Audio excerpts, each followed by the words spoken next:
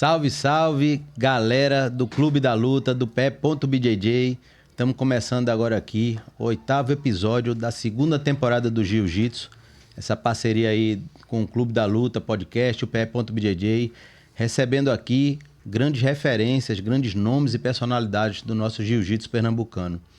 E hoje, como não é diferente, a gente vem recebendo mais um grande nome do nosso Jiu-Jitsu, né? Um professor que fomenta demais esse Jiu-Jitsu no município dele. É uma grande referência. Tenho um prazer aqui de estar recebendo o professor Rafael Jatobá do Cabo. Tudo bom, professor? Ô, Tulhão, prazer imenso, pessoal, estar aqui hoje no podcast. Fico muito honrado em participar, em estar aqui junto com o pessoal, falando um pouco da história, né, do Jiu-Jitsu, o que aconteceu nesse intermédio dos anos 90, começo dos anos 2000.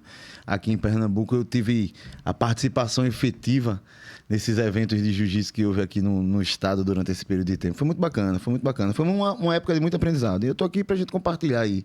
Então, vamos bater esse papo aí, pessoal. Saber aí um pouco dessa história, né? História tem demais, então a gente vai aí trocando uma ideia, né?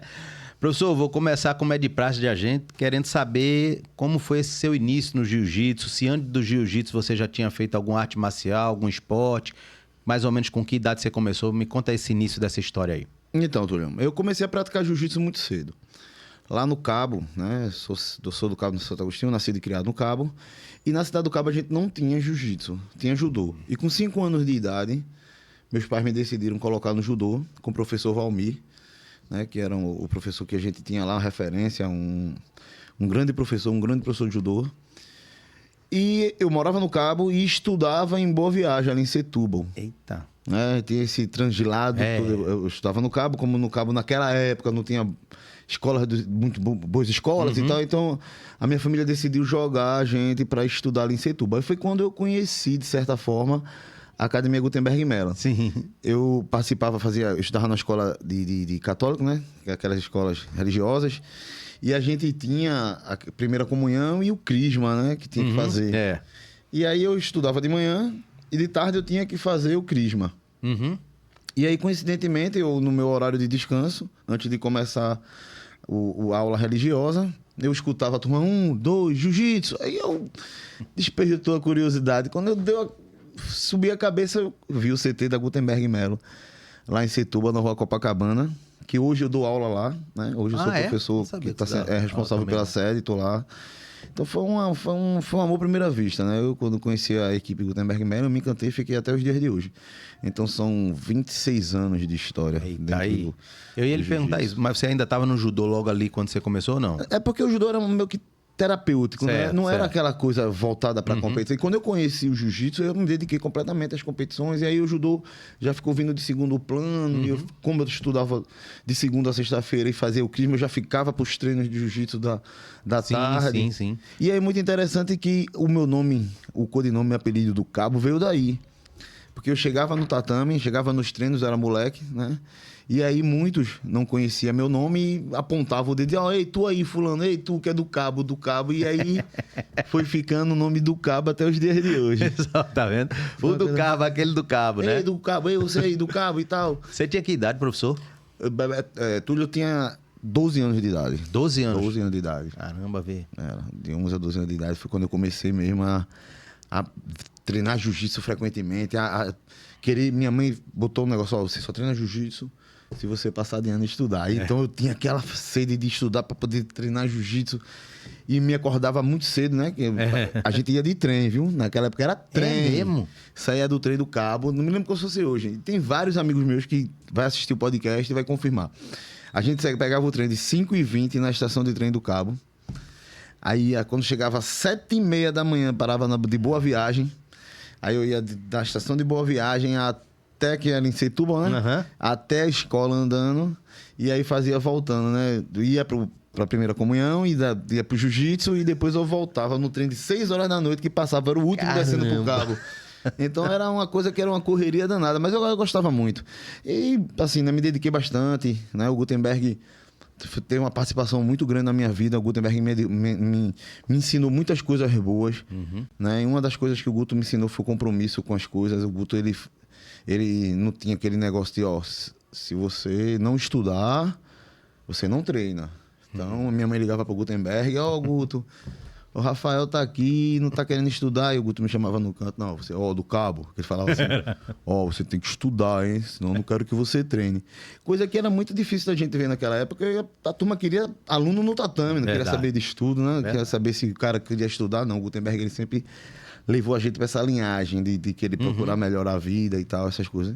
E isso foi uma coisa magnífica dentro da minha vida, né? Na verdade, um formador não só de atleta de homem, né? O Gutenberg foi um verdadeiro fomentador. Sempre muito falar disso, né? Da importância dele perante aqueles atletas, todos que passaram ali, os alunos dele. Né? Isso, o Gutenberg era muito... Professor, o que eu fico vendo logo de cara é que é uma força de vontade imensa, porque hoje você, veja só, você falando, sair de lá de trem, nessa hora da manhã, vim pra cá estudar, né? Isso. Fazer ainda a parte, da cristã, isso, né? E depois ir pro treino, pra no final do dia voltar. Eu juro a você tava falando aí, eu fico às vezes pensando, hoje em dia eu vejo um ou outro que reclama que pega um ônibus, bate 2 paradas, né? E aí já tá reclamando, né? Tem muito lá no tatame. Professor, tão longe do tatame, tão longe do CT. Exatamente. Aí eu treinava lá em Boa Viagem, saía do Cabo. É pro pessoal ver que a receita do sucesso, na verdade, cabe muito a você. Aí depende totalmente da pessoa, da dedicação, né? Justamente. Então isso aí realmente é uma história magnífica para o pessoal ver que... Assim, e eu costumo dizer, Túlio, que assim, foi conquistado. Né? Totalmente. Eu realmente corria atrás para aprender o jiu-jitsu, né? Eu ia mesmo, eu corria atrás, eu aprendia, eu ficava imaginando. Acho que todo mundo que gosta do jiu-jitsu fica lá assim, deitado na cama pensando. Então isso tudo se passou por mim também. E eu consegui, de certa forma, transmitir isso de uma forma lúdica. Eu consegui levar para o município, levar para a cidade do Cabo, esse jiu-jitsu que a gente pratica, que a gente compete. Foi difícil, não tinha uma aceitação bacana, né? Mas assim, eu fazia tudo independente. Eu metia a cara e fazia. E aí eu tenho alunos que estão comigo há mais de 20 anos, que também já são faixa preta, que tá até os dias de hoje treinando junto comigo, né? Que para mim, como escoteiro, por exemplo, que é um amigo irmão, entre outros que tem no CT também, que são os caras Will, que estão lá há muito tempo. Até o próprio Manolito, que começou... moleque, pequeno, tá lá, já hoje é casado, pai de família, né? Faixa preta. Então, assim, foi muito bacana ver essa evolução do jiu-jitsu. Hoje, no município, eu acredito que a cidade do Cabo Santo Agostinho é a cidade que... Assim, o jiu-jitsu é o esporte dentro da cidade que mais adere campeões. Então, assim, lá tem futebol, tem vôlei, tem basquete, mas o jiu-jitsu do Cabo é o que traz mais resultado. Tanto de minha equipe quanto de outras equipes da cidade também. Mas... eu vejo que o jiu-jitsu hoje é um orgulho para a nossa cidade, né? A gente vê os atletas, eles hoje vivem... Tem um atleta no meu CT que hoje vivem de Bolsa Atleta, que são campeões sul-americanos, que são campeões brasileiros e que estão aí, né? Vivendo exclusivamente do que o jiu-jitsu está proporcionando. E a gente vê a evolução e o crescimento do jiu-jitsu, a gente sabe que vai crescer muito mais, né? Tem todo esse parâmetro para que a gente possa desenvolver o jiu-jitsu melhor. Então, eu acredito que com muito suor, uma dedicação e compromisso de alguns, né, a gente vai crescer muito aqui no estado ainda com jiu-jitsu. É verdade. Muito, Você relatando aí, professor, essa história, eu até vou pegar assim, cronologicamente mais para trás ali. Você lá com 12 anos foi seguindo lá a sua vida de graduações sempre com o mestre Gutenberg, né? Sempre. Preta também, né? Foi toda, né, com ele, né? Essa carreira, né? Preta, E qual foi exatamente esse momento que você... partiu para o Cabo para dar aula no Cabo, né? Você já foi dar aula em alguma academia? Você já imaginou abrir a sua academia? Deu aula antes lá no CT? Como é que foi? Conta aí pra gente. Foi bem engraçada essa história. Eu tinha ido para os Estados Unidos lutar o Pan-Americano de Jiu-Jitsu, né? E aí teve um probleminha aqui no consulado e tal, e a turma, todo mundo ia sair na quinta-feira, e aí eu só pude pegar um avião na sexta, um dia depois, porque teve esse problema no consulado e tal. E aí, quando eu cheguei lá em Miami, eu cheguei com as bolsas assim na mão. E aí eu olhei pra frente assim. Aí vi um ou outro aqui do estado e tal, não sei o que. Aí fui falar, os caras, o que é que esse bicho tá fazendo aqui? Meio que não deu muita atenção. Aí eu encontrei o mestre Carson Gracie. Caramba! Pô, encontrei o mestre Carson Gracie saindo do carro. Aí eu fui lá com as malas. Mestre, todo mundo, eu sou aluno do Gutenberg lá de Recife, acabei de chegar de Recife e tal. Rapaz! Aí o Carson imediatamente, incrível, Túlio, ó, me arrepiei tudo, ó. Rapaz! A recepção foi muito... Ele parecia que ele me conhecia de ano. Você é aluno do Gutenberg, né? Aquele jeitão assim, carioca. Pô, moleque, bota aqui as malas no carro. Eu botei as malas no carro do Carson Gracie e a gente Eu passei o campeonato todo pan-americano lá com ele e tal. Foi um aprendizado. Eu passei um tempo também, treinei lá com ele. E aí, quando eu voltei, quando eu retornei pro Brasil, né? Foi uma exceção muito grande, porque um cara que saiu do Cabo. É. Né, na cidade, Sem uma sombra cidade de pequena ali, um cara da cidade, da comunidade. Aí teve aquela repercussão toda e tal, não sei o quê. E aí teve um ou outro que disse, pô, bicho, por que tu não começa a dar uma aula de jiu-jitsu? Aí eu fui, eu já era faixa azul. Aí fui conversar com o Gutenberg, né? Aí, pessoal, pô, tá muito longe, do Cabo pra cá. Aí o Guto, ó, do Cabo, eu acho melhor não. Eu acho melhor não, que você tá indo bem como atleta, e se você for partir pra esse âmbito de dar aula, você vai perder muito esse pique e tal, não sei o que. Eu até entendi. Hoje eu entendo perfeitamente o que o Gutenberg falou. Mas na época eu fiquei com aquilo na cabeça. Pô, mas eu consigo, mestre, eu consigo e tal. E aí, atrás da casa que eu moro num prédio, né? Já tô lá há 40 anos, moro nesse prédio há 40 anos. E aí minha mãe adorava que eu praticasse esporte e tal. E aí minha mãe comprou uns tatames de palha de arroz. Eita, olha. Me deu esses tatames. Eu joguei esses tatames atrás do prédio. E aí, entre um amigo e outro, ia lá. E aí a gente começou a fazer uma rinha. Eita, né? olha. Atrás, porque vinha uns caras da capoeira. Já. Um cara do karatê. Rapaz, é mesmo. Aí já... Era tudo. Aí saia na porrada. Me agarrava com os caras, era aquela resenha. Inclusive, eu tenho um aluno, que hoje é um aluno meu, faixa preta, que ele era da capoeira. E eu, quando chegava com o kimono debaixo do braço, que eu passava que ele trabalhava de mototáxi no caminho da minha casa, e ele dizia pra mim que esse negócio de estar agarrado com macho, não sei o quê.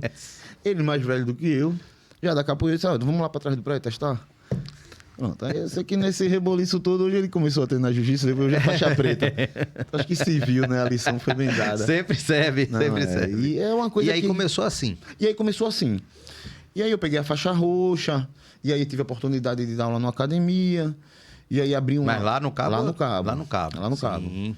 E aí, porque eu nunca fiz pela questão do dinheiro, do trabalho, mas sim pela fomentação. Eu fazia questão de chamar as pessoas para treinar. Não, pô, não tenho dinheiro, não tem problema não, vamos treinar.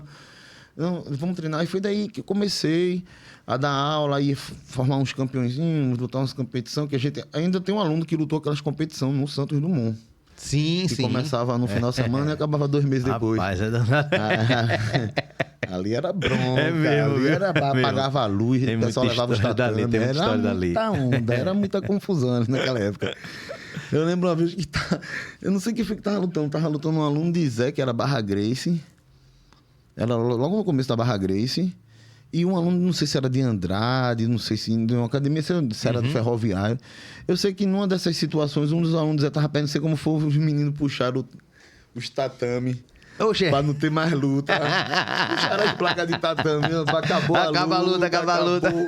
Eu vi a mestre Deval com a mão na cabeça, aperreado. É verdade, é verdade. Eita, era muita resenha naquela época. Você tá falando, ali tem muita história boa. Rapaz. muita Ali, história, se eu não tô errado, ali, eu acho que foi até uma luta entre mestre Gesiel, que teve lá no Santos Dumont. Se não me engano, foi essa, com o mestre Isaac, que ele foi dar um tiro de guarda e aí apagou e tal, né? Existiram outras situações também lá, né? Foi. Rapaz, você estava falando aí, professor, sobre o mestre Carlson Gracie. Eu imagino para você, né? Eu aqui fiquei só sonhando, porque a importância de Carlson Gracie para o jiu-jitsu mundial. Isso. Né? Eu acho que, assim, Carlson Gracie foi o maior nome em termos de popularizar o jiu-jitsu, né? Isso. Antes ele era muito elitizado, né? Até Carlson chegou e popularizou. Mas antes disso, toda a história dele em ter defendido aquela geração, porque a geração depois de Hélio, né, do grande mestre Hélio, do grande mestre Carlos, foi Carlson que encabeçou. Isso. E veio, inclusive, foi quem lutou com Valdemar Santana para honrar a família, né? Isso. Tem uma história imensa, formador de tantos. Eu posso estar errado também, mas se não me engano, ele formou 107 faixas pretas, dos quais o mestre Gutenberg Melo está entre eles. Sim. E pra gente, assim, eu digo, a gente do jiu-jitsu pernambucano, é um orgulho muito grande ter o mestre Gutenberg, à altura de toda a sua história, formado pelo mestre Carlson Gracie, né? E você contando essa história, de poder estar ali, o cara com essa importância, você veja que humildade. É aluno do Gutenberg, vem aqui levar você e abraçar. Pô, isso meu Deus do céu. Pior que eu passei na frente de todo mundo. Eu tinha uma fila enorme pra pesagem, assim. Fiquei do lado dele, passei na frente de todo mundo. Rapaz, tá do lado do homem, rapaz, desse cara. Não, e o Carlson era um poço de humildade, assim, ele, pelo que ele era, pelo que ele representava pro jiu-jitsu, como você mesmo enfatizou, o Carlson, ele era um cara muito humilde. Eu consegui enxergar pelo pouco tempo que eu passei que eu vivi o Carlson, né, que eu convivi com o Carlson, com o mestre Carlson, eu percebi que ele é aquele homem que ele segue para ajudar as pessoas. Sim, sim. Ele vive Essa é a com o história intuito de realmente ajudar. E o Gutenberg aprendeu isso afina mesmo com o Carson Grace, porque o Guto chegou aqui desse mesmo jeito. Chegou lá na Brasília Teimosa, vamos abrir um projeto social aqui, e aí abriu um projeto social bacana, acho que foi um dos primeiros a trabalhar com jiu-jitsu social, sem ter valor financeiro, sem ter intuito financeiro, e formou grandes atletas, grandes homens. Hoje os caras aí têm uma vida muito bacana, uns já são advogados, outros são policiais, delegados, porque o Gutenberg, de certa forma, ajudou a conduzir a vida deles na época. Hoje no Cabo, a gente tem em torno de 250 atletas.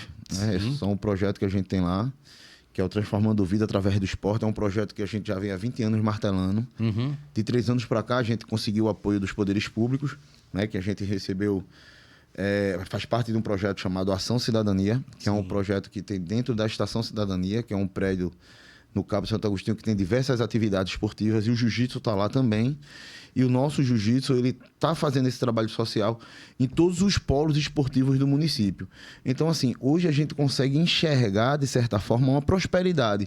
Não só pelo âmbito de crescimento da equipe, mas a valorização do pessoal, do jovem. Porque você sabe, o Cabo, uma cidade maravilhosa daquela, com um litoral lindo, um dos mais extensos litorais do estado de Pernambuco. É a 5ª cidade mais violenta do Brasil. Então, isso deixa a gente triste. Eu não sabia desse dado, não. Deixa a gente triste porque, assim, de certa forma, a gente ama a cidade que a gente mora, né? Eu tive várias oportunidades de sair do Cabo e tal, mas eu tentei permanecer na cidade porque eu gosto do lugar que eu nasci, eu gosto do lugar que eu vivo. Então, assim, eu levo até o nome da cidade que eu vivo, eu levo para dentro do jiu-jitsu. E aí eu consegui, de certa forma, fazer isso. E hoje eu vejo que muitos jovens, ao invés de estar na ociosidade, tá lá com a gente, praticando atividade física, treinando jiu-jitsu, aprendendo. A gente sabe que tem uns que tem um talento lá para cima, a gente sabe que tem outros que tem que treinar um pouco mais, mas de certa forma a gente conseguiu fazer com que esse projeto fosse acolhedor. Os meninos, como eu costumo dizer que os meus alunos são os meninos, eles são muito família. São irmãos. Sim, né? sim. A gente sabe que existe um ou outro que não se adapta, que sai, que procura outros CTs, mas o núcleo, né? A força mesmo do nosso projeto, ele é muito unido. Tanto é que você vê, as meninas vêm comigo, acompanha, tá sempre acompanhando coisa ou outra. Então, essa valorização e a lealdade, eu só tenho que agradecer ao Gutenberg. Porque o Guto era um cara extremamente leal. E quando eu conheci o Carson, foi justamente nessa época que o Gutenberg falava, o Carson Grace, o Carson Grace, o Carson Grace. E eu, tinha um sonho de conhecer o Carson Grace. E aí, conheci o cara, falei, Aí, como o Guto falava, ninguém é importante, cara. Né? O Carson Grace ele não se sentia importante, ele não se sentia poderoso. E não é isso que eu fico impressionado, porque realmente essa história, eu sempre escuto os relatos sobre ele, é isso, que é mais impressionante, porque ao mesmo tempo que ele não se sentia, o cara era um cara mais importante. Meu Deus do céu, a gente conta nos dedos quantos tiveram a importância dele. E a visão que ele tinha pra luta, a visão era surpreendente. Ele tem uma visão sempre na frente, era uma coisa incrível. Porque é isso, né? O cara, ele fez tudo, né? Ele foi um grande mestre, um grande professor, um grande atleta. Meu Deus do céu, como esse cara lutou, né? Lutou Muita história, né? A gente tava aqui, a gente fala muito assim dele de vez em quando, porque aqui no podcast a gente fala muito sobre a parte histórica. E na parte histórica, a gente liga muito também a história de Ivan Gomes aqui. E Ivan Gomes lutou com ele. Foi uma luta que empate, não foi? Foi lutaço, né, grande, e depois eles acabaram se tornando sócios, né? Ivan Gomes, muitos acham, o mestre Gesiel sempre, na opinião dele, foi o maior lutador de todos os tempos que nós tivemos, lutador de forma geral. Estou falando só do jiu-jitsu. E começou no jiu-jitsu, mas no Vale Tudo, né? A luta livre americana também que ele lutou. E foi pro Japão, passou 2 anos, nunca perdeu, não se conhece uma derrota dele. Não, é verdade. E ele teve uma importância. E aí o pessoal lá, o Carson Grace, acabou sendo sócio dele. Sócio numa academia que montaram lá, e ele passou a lutar pela bandeira dos Gracie. Né? E isso você vê a importância de Carson, a humildade. Lutou, o cara foi lá e chamou, cara, é muito bom, vem pra cá, né? É isso. Tem muita história bacana. Eu ia falar o seguinte, nesse contexto, o mestre Gutenberg, não entrando muito na história dele, mas se não me engano, ele nasceu aqui, né? Sim. E aí se mudou para o Rio de Janeiro, não foi? Parece, se não me engano, pela questão do pai dele, que foi para lá. Foi para lá por causa do asilo político e tal. Isso mesmo, a questão política, né? E aí foi quando ele lá começou a treinar, né? Se não me engano, foi assim com o mestre Carson Grace. Ele tem também, eu posso estar errado, mas ele tem, eu acho que era um tio dele, que era muito importante também aqui no cenário das lutas, né? Isso. Eu acho que era o Rubens, se não me engano. E esse tio já tinha uma importância, ele foi para lá. E quando ele volta na década de 90, né? Eu acho que foi em 90, por ali que ele voltou para cá. O Gutenberg. Né? E quando ele passou na Sudene, né? Aí veio, exatamente, né? Chega aqui e aí dá continuidade àquele trabalho que ele já vinha lá no Rio, com aquele ensinamento. E todos que falam sobre ele, dessa chegada principalmente dele, diz como foi benéfico ao jiu-jitsu de forma crescente do jiu-jitsu local. Isso. Porque a gente tinha pouquíssimas escolas, né? Mestre Gesiel, mestre Isaac Manuel, né? Assim, você tinha as escolas deles, né? Algumas outras, e ele chegou com um jiu-jitsu, de certa forma, até diferenciado. A escola que ele vinha era diferente da formação desses outros mestres, né? Sim, sim. E aí isso foi muito importante naquela época no cenário de fomentar o jiu-jitsu, mas também das competições que já começavam ali a cada dia mais, porque o mestre Gesiel já começou desde cedo fazendo competições, né? Sim, sim. E eles sempre falam disso, da importância na entrada do cenário do jiu-jitsu naquela época. Hoje em dia eu nem falo, mas eu estou dizendo naquela época, né? Do mestre Gutenberg, porque ele trouxe um jiu-jitsu diferente, formando grandes atletas, né? A gente passou por lá, sei lá, Boca de la Riva, que depois foi, não estou falando, né, do antigo, né? E tantos outros, né? Charles dos Anjos chegou a ser aluno dele, né? Charles Negumonte. Dos Anjos. Dos Anjos, né? Isso. E tiveram muitas histórias, né? E aí chegou nessa geração aí depois de vocês também tem uma série de atletas, assim, renomados, né? Sim. Então a importância dele é imensa. E nessa sua formação, em que momento Jonas chegou no jiu-jitsu? Jonas é meu irmão, né? Então, a minha história de um Jonas também é muito engraçada. Porque Jonas é meu irmão, né? Legítimo. Mas eu só conheci Jonas quando ele estava, acho que com 8, 9 anos de idade. Porque meu pai tinha se separado da minha mãe, conheceu a mãe de Jonas, foi morar em uma outra cidade, e aí ficou aquele questionamento, aquela distância. E aí, quando eu consegui plantar a semente do jiu-jitsu no cabo, eu corri para escada. Sim. E aí, em escada, eu tive um aluno que também se chama Rafael, que tá comigo também desde os primórdios, faixa preta também, um cara que eu também adoro de coração. E aí, Rafael abriu um espaço lá em escada, que era um cinema que o pai dele tinha lá, um cinema grandão.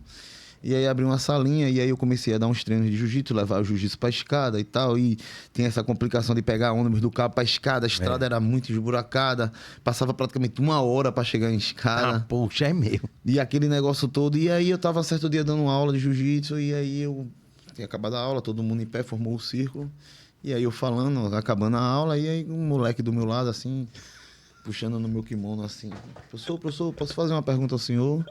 E aí eu olhei pra ele assim, meio que discreto. Pode, claro, diga qual foi ele. Não. Como é o nome do seu pai? Foi. Aí eu olhei pra ele assim, eu falei, pronto, é meu irmão. É mesmo? Foi isso já. Em cima do tatame. Conheci Jonas em cima, dando aula de jiu-jitsu. Rapaz, foi mesmo. E aí ele já sabia que eu dava aula de jiu-jitsu, aí ele correu atrás lá de Rafael. Sim. Não, é meu irmão que é professor aqui, aí... Mas ele ainda era um menino, né? Ainda tava cheio de vergonha e tal. E aí eu consegui, porra, e quando eu conheci Jonas foi a minha primeira vista, né? Eu falei, porra, meu irmão, minha cara, velho. Agora é isso que eu ia dizer, porque é cópia, pô, vem cá e pelo tal. amor de Deus, não tem como dizer não. Aí falei com a mãe dele na época, né? Aí ele continuou, crescendo aí um pouquinho, eu falei com a mãe dele, falei, ó, por que vocês não vão morar no Cabo, vão morar lá em Gaibu e tal, porque aí fica melhor pra Jonas treinar, pra Jonas estudar, já que aqui em escada, assim, às vezes você não vai ter tanto acesso às coisas e tal. E aí ela, porra, por Jonas eu vou, porque Jonas olhava pra mim, os olhos brilhavam, pô. Eita, sério, ele é um irmão mais velho. Coisa bacana. Lutando nos campeonatos, ganhando pra todo mundo e tal, e não sei o que. E falou, pô, meu irmão. E aí, por Jonas, ela veio morar no Cabo. E aí, Jonas começou a trabalhar, que eu tenho uma academia de musculação. E aí, Jonas começou a me ajudar lá na academia. Tu já tinha academia? Já tinha academia de musculação. Aí, Jonas começou a me ajudar e não sei o que. Ficou naquela coisa e Jonas decolou. Aí, acabou. Aí ninguém segurou mais o menino, não. Tem mais irmãos, professor? Eu tenho uma irmã e tenho uma irmã adotiva e mais um irmão. Bastante irmão, né? Bastante irmão, 4. né? Mas no jiu-jitsu só Jonas, ou não? No jiu-jitsu só Jonas. Só Jonas, né? Só Jonas. O interessante de Jonas é assim, que ele também, além do jiu-jitsu, né? Ele abraçou o wrestling, né? O wrestling, campeão do wrestling. O cara, né, fazendo aí uma carreira, né? maravilhosa e eu acredito que deve ter somado muito, né? Sim, sim. O wrestling na vida de Jonas chegou como um somatório mesmo, né? Porque assim, ele já estava na faculdade, Sim. ele estava querendo se formar, né? Que Jonas é advogado, foi Isso. correr atrás das coisas dele. E eu pensei que vinha adiante. E aí ele começou a treinar o wrestling com o intuito do Bolsa Atleta. E aí, não vou atrás daquele Bolsa Atleta, velho. Vou atrás daquele Bolsa Atleta. Vou atrás... Porque no jiu-jitsu até então não era tão fácil, né? É verdade. Porque tinha toda uma burocracia e tal. É verdade. E no wrestling era uma coisa que ganhasse um campeonato, você tava já dentro do Bolsa Atleta. E aí o Jonas foi, viu que era a praia dele, começou a jogar o povo no chão. Mas já era faixa preta de jiu-jitsu? Acho que ele era marrom. Roxa Eu pra pergunto marrom. isso porque, pô, deve ter casado muito jogo, Casou, assim. E lógico, aí vem todo um outro conceito que agrega demais, né? E ele também, Agrega demais. como eu adorava o judô, eu não parei de treinar judô. Né? Ah, sim, sim. Continuei aí treinando judô secundariamente. E aí ele também veio nesse barco, aprendeu muito judô também. Sim, mas com o mesmo professor não, né? Comigo, né? Assim, porque o professor Valmir parou de dar aula de judô, fui treinar com a professora Marta Suzana. E aí fiquei treinando com Marta, que era de Arruda, né? Pessoa Arruda. Sim, sim. Mas é como eu falei, como era uma coisa secundária, eu tinha mais prazer em estar no jiu-jitsu. O judô seria quando era período de competição, aí eu metia a cabeça dentro do tatame de judô, que era para aprender técnica de queda, né? E tal. E aí ele me acompanhava sempre. Professor, falando nessa questão de competição, quando é que chegou competição para você nessa trajetória aí? Eu sei que você, a sua raiz lá já era... Eu comecei a competir logo assim que eu comecei a treinar, né, com o Gutenberg. Eu lembro que em 1996 teve a Copa Rato de Tatame. Caramba, 96? Foi no Colégio Elo de Piedade, se eu não me engano.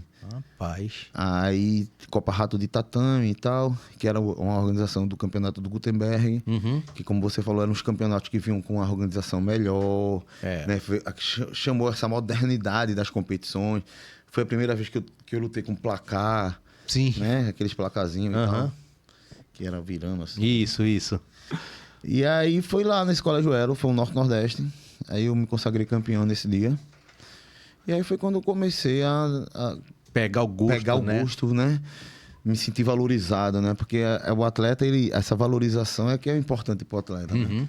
Hoje a gente vê que não é só o título, mas a valorização que o atleta, que o campeão tem, a conquista pessoal, verdade. Né? Que é o maior ego da gente que pratica esporte, né? Que é justamente esse reconhecimento. É verdade, né? Em estar lá no pódio, em ser campeão. E que faz o currículo do atleta, isso, né? Ele fala muito, né?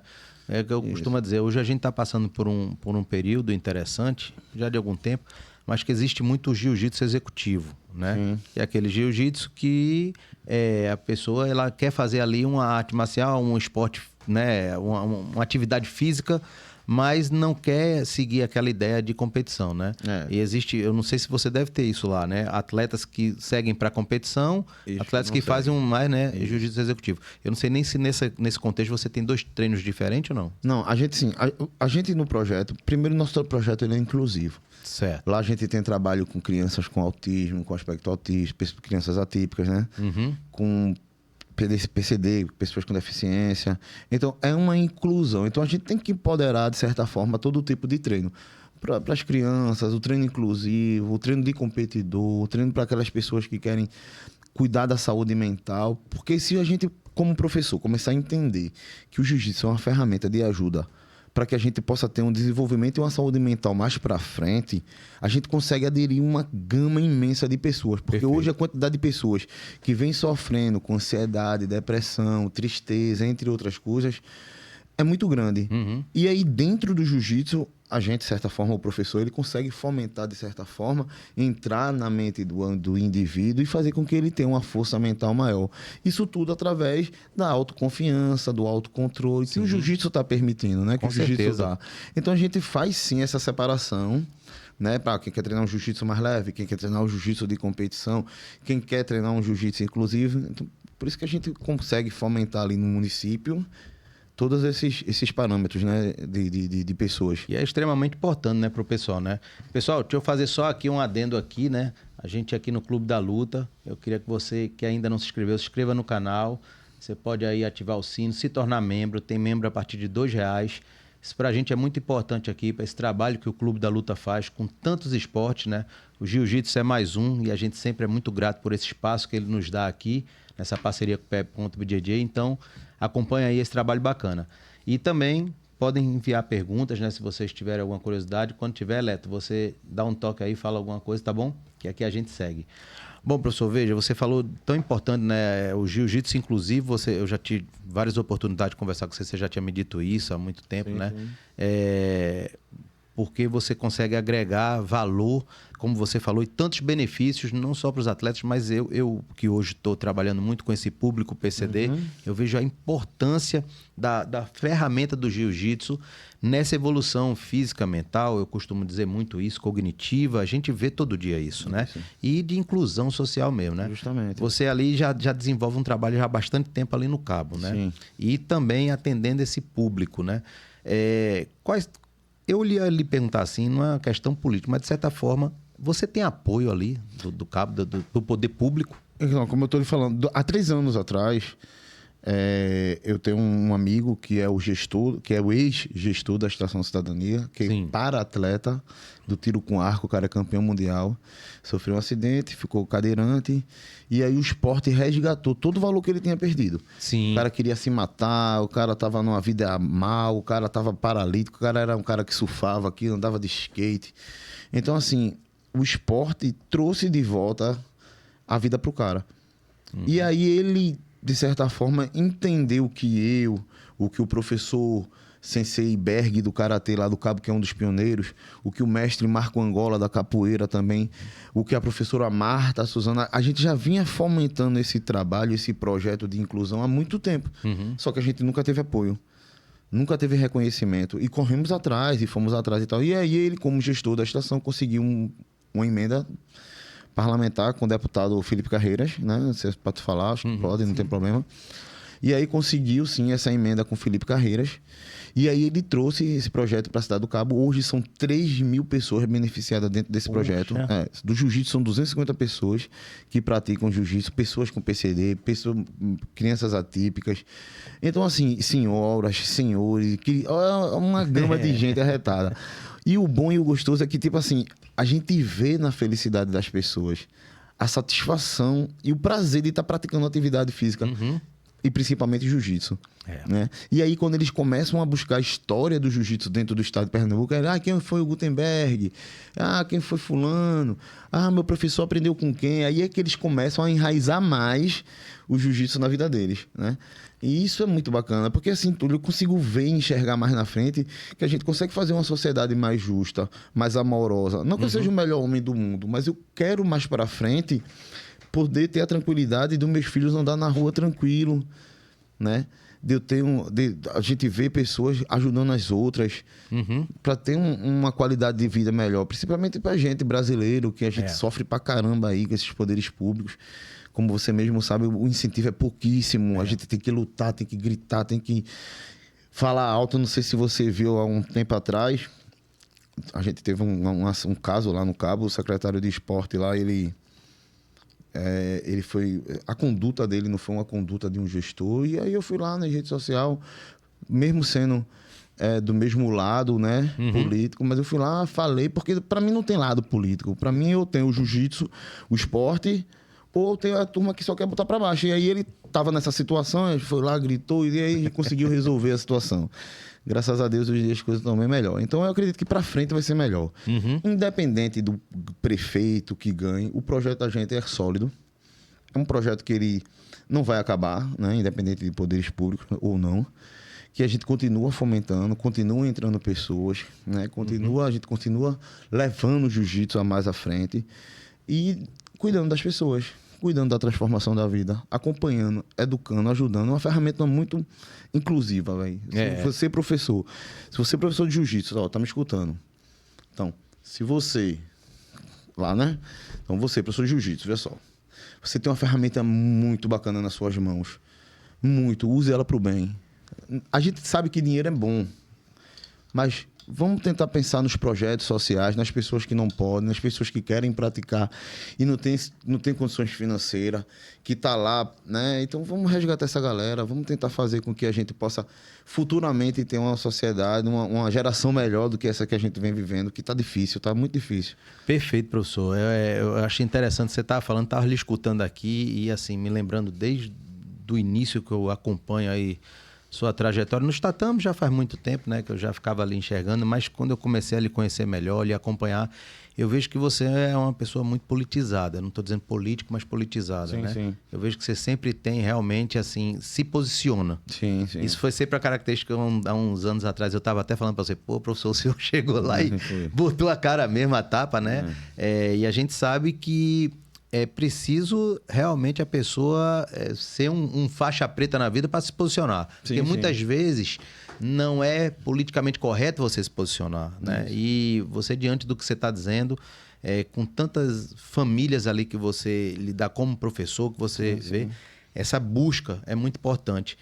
Nessa ideia politizada, já lhe passou na cabeça sair ali como vereador, entrar na política? Você já saiu? A fundo, né? Há 4 anos atrás eu participei de uma chapa chamada Juntos pelo Esporte.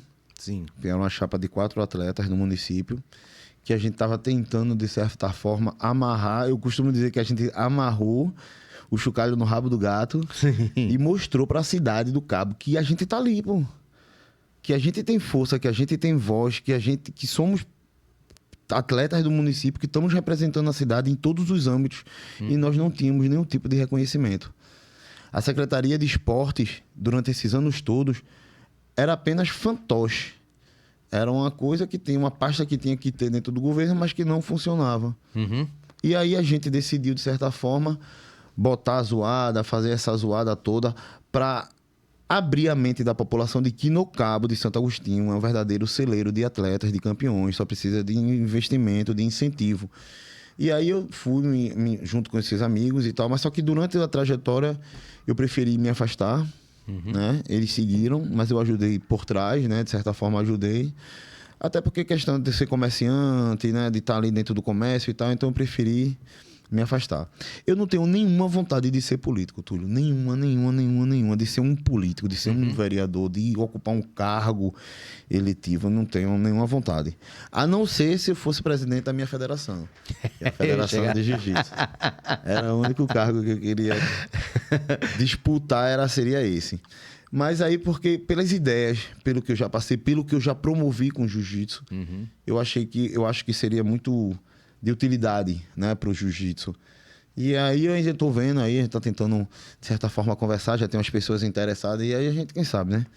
Bom, professor, você tocou exatamente no assunto que eu ia entrar, assim. Eu não estou aqui fazendo eu não ia nem levar para esse lado político, mas a conversa ela vai rolando, né? E eu estava pensando justamente nessa sua importância dentro do Cabo de Santo Agostinho, esses anos todos, né? Como a gente já falou aqui, fomentando o jiu-jitsu, essa ferramenta maravilhosa que serve de inclusão, não só para o PCD, serve de inclusão para tantas outras pessoas, né? Projetos sociais, né? Dá, como é que se diz, uma profissão, dá um destino, dá suporte, dá um objetivo na vida de quem pode ter passado por um momento difícil. Ou seja, o jiu-jitsu é maravilhoso, a gente está falando aqui, mas chegou a questão da política, que eu sempre lhe vi com essa importância tão grande, e eu perguntei por acaso. Mas a outra questão que você já citou, né? É porque a gente viu aí, ventilado aí, o senhor já falou, mas também vi ventilado para outras pessoas, essa possibilidade de você sair com a chapa como candidato à presidência da federação, né? Isso é um momento delicado falar da presidência até, porque nós temos aí outras chapas, outras pessoas formando, mas eu acho que é de extrema necessidade esse debate. Sim, claro, né? é óbvio. A gente tem o nosso amigo Xandão Gadelha, do X-Fight, que ele, na verdade, ele já se colocou à disposição de todos que quiserem ser candidato, né? Falar lá no podcast dele, né? E a gente deixou essa parte para ele mesmo, né? Entendi. São muito amigos, são parceiros. Mas já que a gente tocou aqui no assunto, eu queria muito falar sobre isso também. O que você vê assim de diferente, da onde despertou essa possível vontade de ser candidato a presidente da nossa federação? Olha só, eu acompanho a Federação de Jiu-Jitsu do Estado de Pernambuco desde os seus primórdios, né?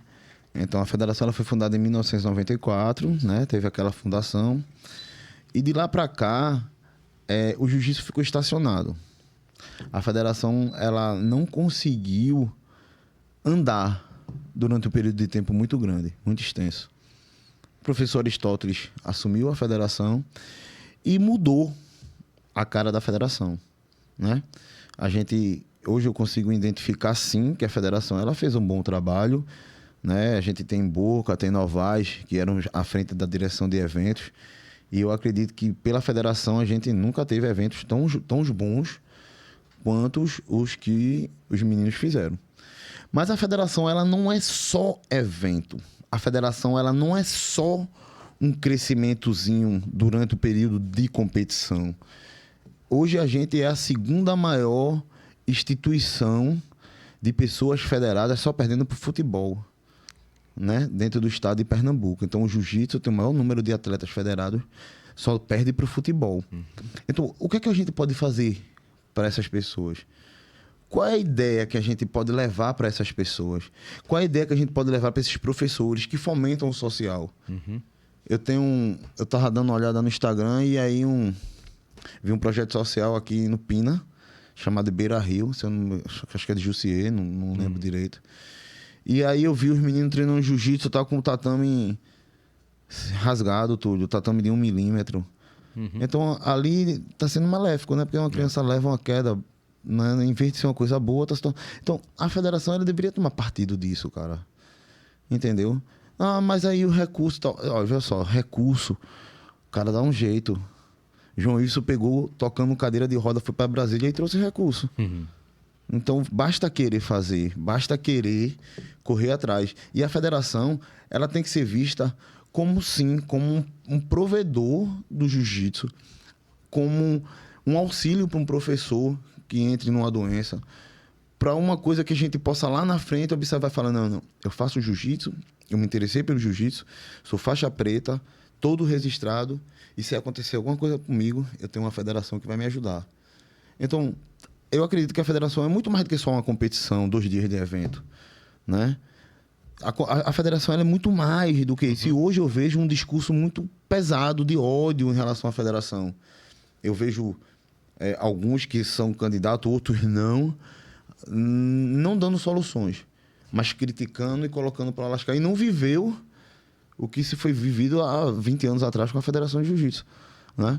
Então, eu acredito que eu estou à disposição, certo? Eu tenho muita garra para trabalhar, por incrível que pareça, até porque eu não sei se vocês não sabem, mas eu tenho esse trabalho social há 20 anos, eu tenho experiência, já fomentei projetos dentro do jiu-jitsu, né, com a minha equipe, coisas que eu arrumava para esses professores que treinavam comigo, salários dignos, kimonos para os meninos treinar, tatame para os meninos treinar, inscrição de campeonato para projeto social. Então, eu acredito que existem várias coisas que a gente pode fazer para ajudar o jiu-jitsu no estado de Pernambuco. Não só em relação à competição, mas num todo.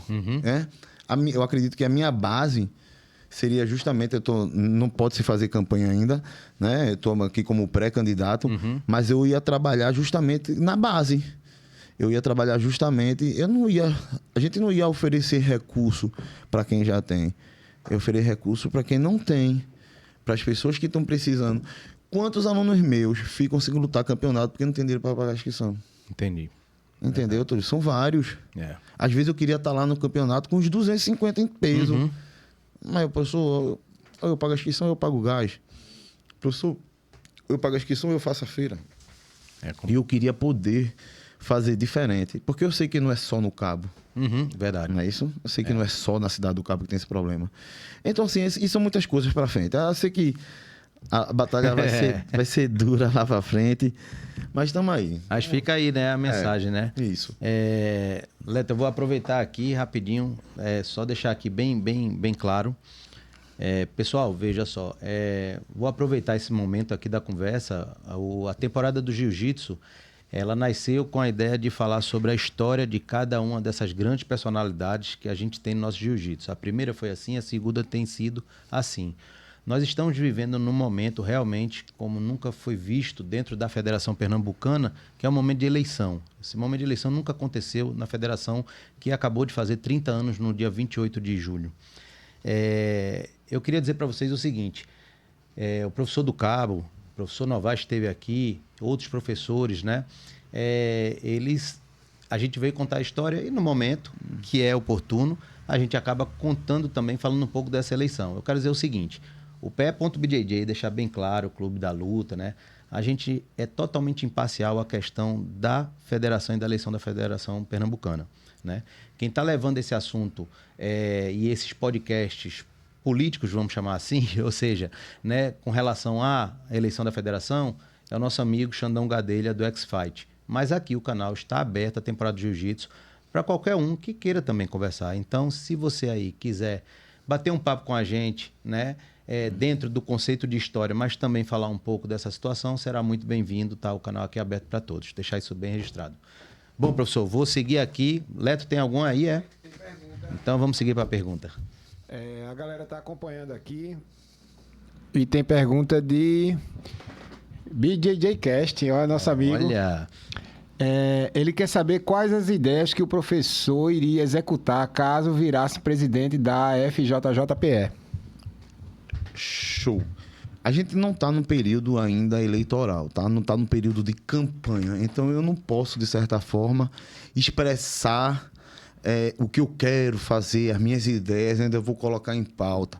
Mas uma coisa a cara do jiu-jitsu, ele ia mudar. Os projetos sociais iam ser contemplados, as pessoas menos favorecidas, as pessoas onde não tem condições de desenvolver, viajar para fora do estado, até mesmo para fora do país. Então, assim, a minha ideia era globalizar esse jiu-jitsu, né? Transformar ele igual. Feito no tatame, que um porteiro treina de igual a igual para um advogado, né? Então, eu ia tentar estar nesse mesmo nível. E fazer com que tivéssemos campeonatos justos, né? Enfim, é uma gama de coisas que a gente tem ressaltado para poder, mas fica essa deixinha aí. Eu ia muito ajudar o pessoal dos trabalhos sociais e tal, com certeza. Seguiu aí? Valeu, Alisson. Um abraço para você. Pessoal, se puder seguir lá, o BJJ Cast vem fazendo um trabalho muito bacana, né? Nosso amigo Alisson aí, trabalhando junto aí com o jiu-jitsu de forma geral, né? Não tem uma bandeira, então, muito bacana lá no Instagram. Segue ele também, tá bom? Professor, eu vou seguir lá para a questão do nosso jiu-jitsu raiz. Vamos lá. Você sabe dizer quantos faixa preta você já formou? Eu tenho... Quem foi o primeiro? Primeiro foi escoteiro. Primeiro de todos, faixa Na preta. verdade, o escoteiro é faixa preta do Gutenberg, mas Sim. sempre foi meu aluno. Sim, certo. Mas antes do Guto falecer, eu tinha essa honra de pegar os meus alunos e pedir para ele graduar a preta. Maravilha. Aí veio o Jonas, Rafael de Escada, escoteiro, o Will, Manolito, Caco, Arthur. Caramba. Tem mais quem? Torum, Vinícius, Casca Grossa da pô também. Só tem gente boa. Casca Grossa, Torum, Casca Grossa. Tem mais. Deixa eu ver quem é. Marcão, grande Marco, nunca mais apareceu no treino. Toninho e Nossa Senhora do Ó. Vitor de Ipojuca, Vanderlei, Wanderson Gorila. Caramba. Tem uns 20 já, eu acho. Uns 15, sim, Gorila foi agora há pouco? Foi? Gorila foi agora há pouco. Só perguntando porque eu me lembro dele marrom, não sabia não. Foi final do ano. Foi final do ano, foi? Parabéns, professor. Né? Eu tava acompanhando aí, pô, luta muito, né? Gorila é muito instigado, né? Gorila é instigado, é muito determinado, muito concentrado. Aliás, na verdade, você falou grandes atletas aí formados, né? Isso. Deve ser por um orgulho muito grande, né? E eles vêm fazendo o trabalho nas comunidades que eles moram, também social, muito bacana. Gorila tem lá no Gibão, em Ponte Cavalho, uns 40 alunos social. Caramba, que maravilha. Né? Vanderlei também no Mestre também, que é um bairro do Ponte Cavalho, que Mestre é um centro cultural em Ponte Cavalho. Sim. Que o nosso jiu-jitsu também está lá dentro desse centro cultural. Vanderlei tem mais uns 30 lá, tem mais uns 30 em Pontezinha. A gente tem a Wilson Júnior na Secretaria de Esporte também, que tem mais uns 40 alunos. A gente tem Manolito na Vila Claudete, que tem mais uns 50 alunos. Então, assim, essa turma, né? Eles aprenderam e agora estão passando o que aprenderam. E o interessante e o gostoso foi isso, porque tudo que eles aprenderam foi social. Sim. E estão passando no social, né? Você falou assim... Hoje eles recebem pelo projeto, o projeto tem um custeio conjunto com eles que ajuda, mas antes era Esses tudo na professores vieram assim no meio do caminho ou começaram na branca, a maioria? Tudo na branca. É mesmo? Tudo da branca para preta, Cara, tudinho que história, mesmo. Hein? Todos eles. Que formação, né? Foi. Sangue puro mesmo. Sangue né? puro. Sangue puro. Professor... Eles são tão sangue puro que para eles ir treinar em outra academia eles pedem. Na Faixa verdade, preta. Professor, posso ir lá na academia fulano dar um treininho e tal? Fala, não precisa me falar não, pô. Vai lá e treina. Rapaz, olha, eu vou lhe dizer, eu falo muito isso aqui, né? Eu sou extremamente soldado, eu faço isso, viu? Eu não dou um passo no jiu-jitsu sem perguntar ao meu professor. Mas muitas vezes, rapaz, já disse que... Vai-te embora. Mas parece que tá na nossa cabeça, né? Mas Posso isso ir é ali? bacana, né? Mas isso é bacana. Eu fazia também com o Gutenberg. Eu acho que eles viram muito eu. Com esse certeza, exemplo, né? Com certeza, segue, né? O aluno. Segue. Professor, a gente falou aí de vários atletas, eu vou falar em específico aí, que acompanha aí já desde quando ele quebrou televisão e tudo, antes disso, que é Manolito, né? Manolito é um tanque em todos os sentidos, Tanque né? de guerra. O cara que é extremamente forte, mas não é só forte, a gente vê uma técnica apurada, o cara que, pô, é pau pra toda obra, né? A gente vê ali que ele entra, eu sempre acho ele muito focado na vez que ele vai, né, lutar, né? E que vem com a trajetória maravilhosa das coloridas todinha, né? Isso, em todas as fases. Realmente eu me livrei por pouco dele não ter me matado naquele negócio que ele quebrou a televisão lá com o Wolverine, que o bicho chegou por luta que mexeu com todo mundo. Não, o Wolverine era o calo dele aqui, né? Era porque na verdade era dois monstros. dois monstros, né? E ele também veio aí numa preta aí brilhante, fazendo grandes lutas, né? Pô, a gente teve aí no Desafio Pernambucano do ano passado, ele lutando com o Léo Fernandes sem kimono, né? Isso. Que luta interessante. Essas lutas eu acho muito interessante, porque é Léo Fonseca que tem uma cabeça, cara. O cara consegue... Eu não imaginava aquela luta. Depois que ele bota, a gente fica todo mundo... Caramba, como é que vai ser essa luta, né? E ele vem numa crescente grande. Eu fiquei feliz agora em saber. Eu não sabia que o projeto dele é em Vila Claudete. Na Vila Claudete. Eu trabalhei ali mais de um ano, fazendo toda a parte de esgoto. Eu trabalhei com saneamento ali. E fico feliz. É lá na Associação de Moradores ou não? Sabe dizer? É na creche. Na creche, na é? creche. Certo. Passei ali Mas na é creche. muito bacana o trabalho de mano. Muito bacana mesmo. Porque é arraizado, é a criança da comunidade mesmo. É aquelas crianças que estão realmente precisando de um auxílio ali. Senão vai entrar na criminalidade, pô. É aquelas que estão na beirinha mesmo ali. Um fio de cabelo, um moleque tá traficando droga. Exatamente. Entendeu? Olha que importância, ele tá ali, né, do jiu-jitsu, exato. Ele tem um aluno lá que acho que ele chama aluno pesca de cachimbinha. É um pequenininho que tem lá, mas o moleque é espiriquitado, sobe e desce e pula e bom de jiu-jitsu. Manolito, bota a mão nesse pirraia, não deixa ele sair de dentro do tatame, não. Porque a gente sabe que se sair, ele é tão esperto, tão pra frente, que querendo ou não, a criminalidade vai olhar um moleque daquele e vai querer colocar a mão. Manolito, segura esse moleque, não deixa esse moleque sair por nada, não. Dá kimono, leva pra campeonato, pega em casa, leva pra treinar. Pô, que bacana. Porra, ainda faço isso. Eu tô dando aula aqui em Setua, né? Eu dou aula aqui na sede, em Boa Viagem. E aí os meninos do cabo do projeto eu vou buscar na casa e trago comigo. Vamos lá treinar de noite. Vamos lá pro treino, vamos lá treinar, ficar pra não estar treinando. Qual é esse horário, professor, lá na Lá eu tô de 7h30 às 9h. Que dias? Segunda, quartas e sextas.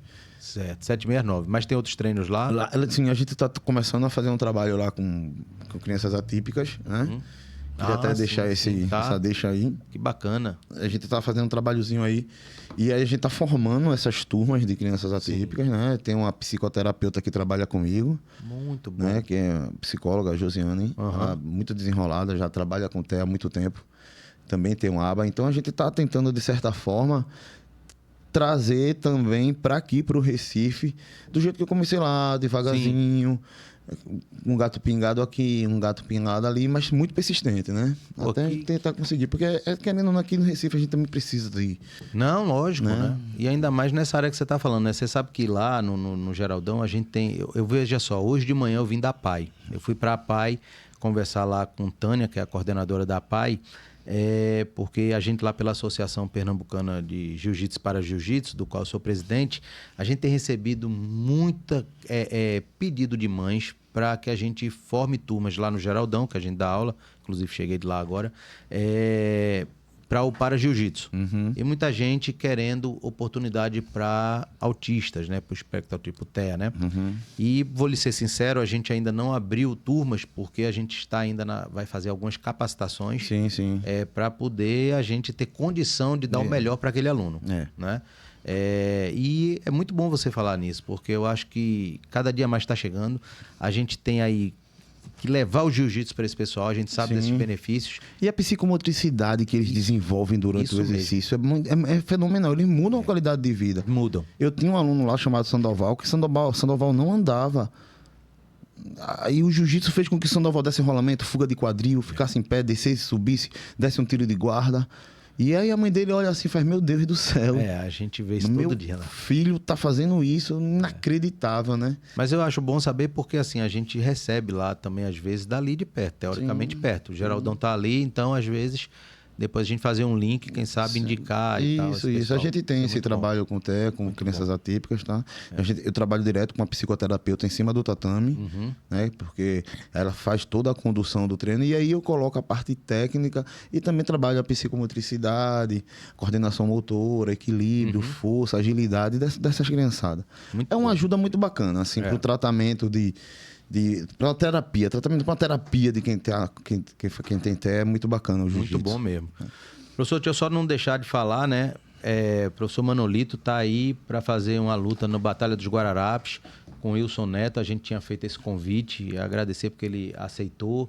É uma luta que a gente tá numa expectativa imensa, todo mundo falando muito dessa luta, porque o professor Neto da Arena Feitosa foi graduado no final do ano na faixa preta, veio de uma marrom também excepcional. Conheço o trabalho do também Neto. dois grandes monstros, dois Grandes mesmo. caras fortes pra caramba, né? Dois grandes então a monstros. gente tá todo mundo nessa expectativa, vai ser no Batalha dos Guararapes, né? Que daqui a uns dias a gente tá confirmando definitivamente a questão da data e do local, né? Então um abraço aí meu amigo Henrique, ser parceiro, o Henrique que é o organizador da Batalha dos Guararapes, né? Parceiro aí do PEBJJ e proporcionar esse show que é a batalha, né?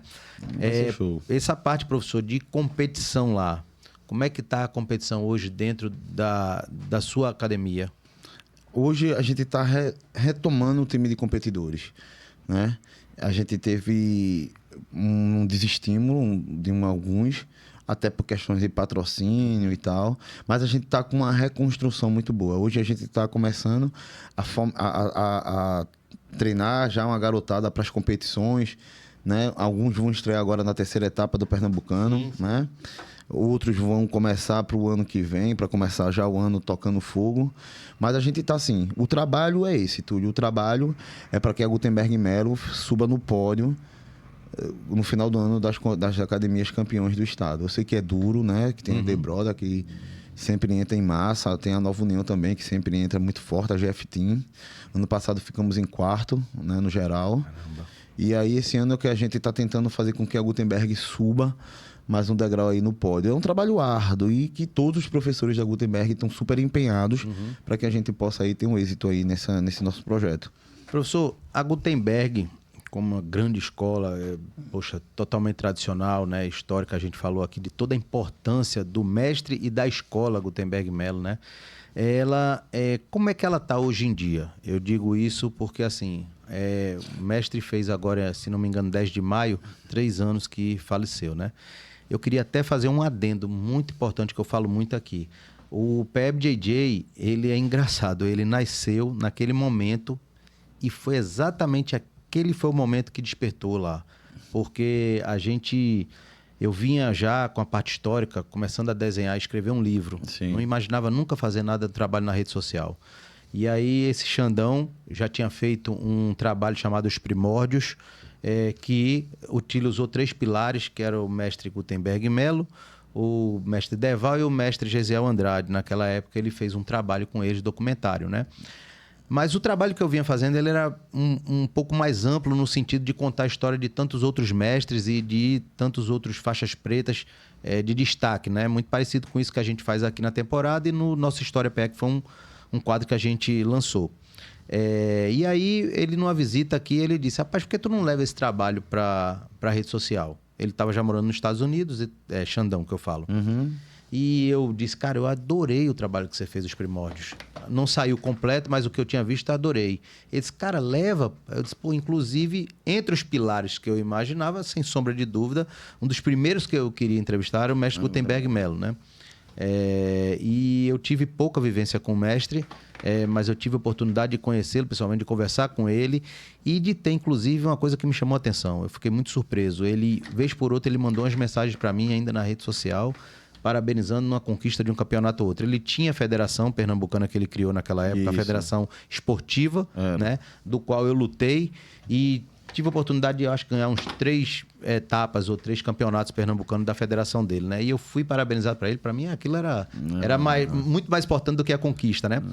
E nesse momento, quando eu estava ainda pensando, eu disse, cara, eu não tenho habilidade para isso. Foi quando chegou naquele dia 10, fatídico dia 10, e ele faleceu. E naquele mesmo dia, é o dia da fundação do PEBJJ. Eu fiquei extremamente triste pelo falecimento e por não ter tido a oportunidade de contar aquela história da forma que eu consegui contar depois de tantos outros. Não esperava o sucesso que foi realmente a nossa página, né?